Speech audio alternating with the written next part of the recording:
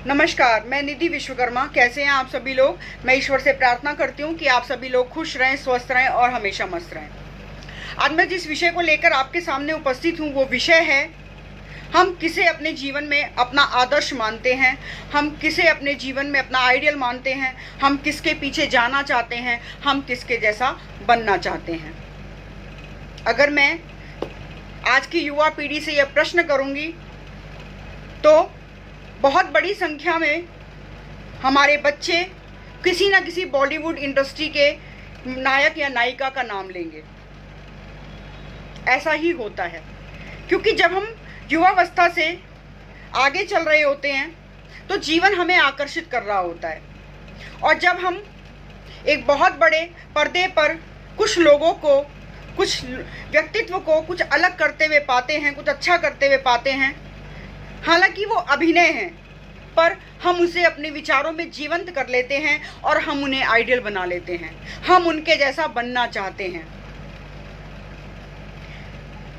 आगे क्या होता है, आज क्या हो रहा है, जब इस बॉलीवुड इंडस्ट्री का सबसे भयानक सच देश के सामने आ रहा है। हमारे जीवन के जो नायक और नायिका थे, हमारे जो आदर्श थे, आज हम पाते हैं कि वो नशे की गिरफ्त में हैं, वो षड्यंत्र में घिरे हुए हैं। कोई इस भयंकर अंधेरे में छिपकर आत्महत्या कर रहा है, किसी का मर्डर किया जा रहा है। इतनी पता नहीं कितनी प्रकार की घटनाएं हमारी बॉलीवुड इंडस्ट्री में आजकल चल रही हैं। तो जब एक बालक मन या युवा लोग अपने आइडियल को बिखरते हुए और टूटते हुए देखते हैं तो कहीं ना कहीं उनके मन पर इस चीज का असर पड़ता है। और ये हमें मानना ही होगा कि जब जिसे हम आदर्श मानते हैं वो उसका जीवन हमारे सामने इस प्रकार ताश के पत्तों की तरह बिखरता है तो कहीं ना कहीं हमारे विचार, हमारी सोच भी कहीं ना कहीं बिखर जाती है। तो चलिए अपने आदर्शों को बदलते हैं। असली हीरोइन या असली हीरो वो नहीं होते जो हमें सिनेमा जगत में पर्दे पर दिखाई देते हैं।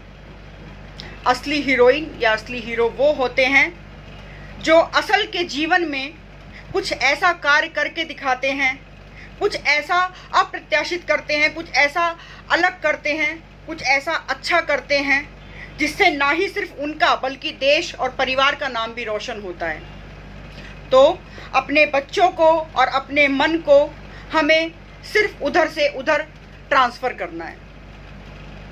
कुछ एग्जाम्पल आपके सामने लेती हूँ। जैसे हमारे भारत की दो महान पहलवान बबीता फोगाट और गीता फोगाट, इन्होंने अपनी पहलवानी से ना ही सिर्फ अपना नाम, ना ही सिर्फ अपने परिवार का नाम, बल्कि अपने देश का नाम भी दुनिया में रोशन किया है। उसी प्रकार अगर हम थोड़ा पीछे चलें, रानी लक्ष्मीबाई मात्र 29 साल की उम्र में वो अंग्रेजों से लड़ते हुए वीर गति को प्राप्त हो गई थी, पर उन्होंने अपना सिर नहीं झुकने दिया। उन्होंने अपने देश के लिए अपनी आखिरी सांस तक लड़ाई करी, युद्ध किया और वीर गति को प्राप्त हो गई।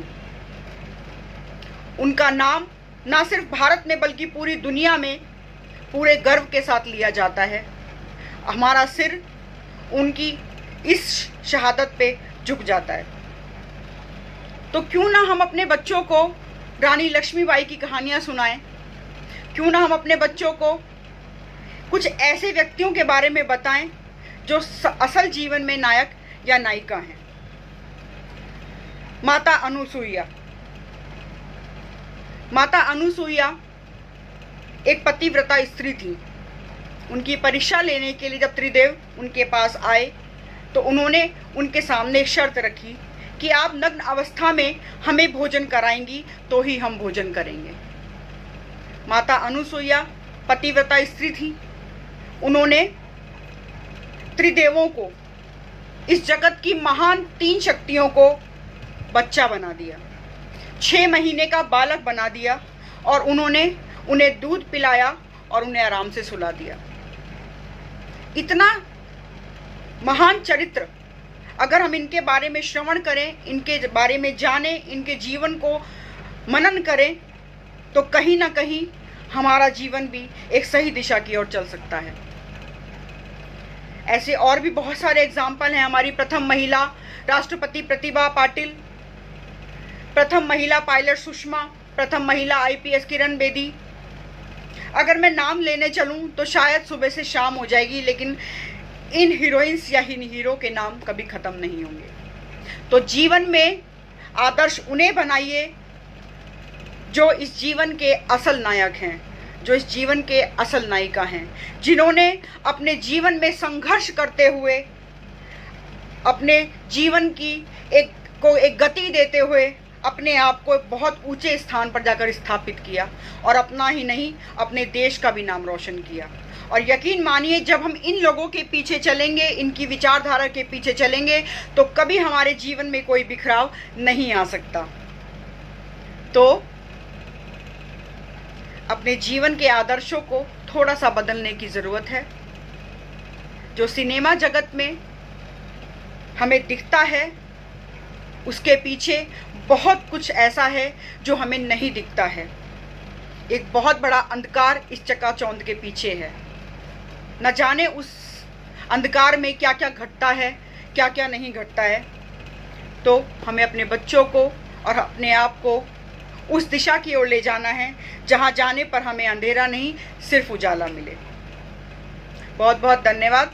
आपने मेरी बात को सुना, मेरी बात को समझा। अगर आपको मेरे विचार अच्छे लगते हैं तो कमेंट बॉक्स में मुझे ज़रूर बताइए, और मेरे चैनल को सब्सक्राइब ज़रूर कीजिए ताकि हम हमेशा ही ऐसे जुड़े रहें।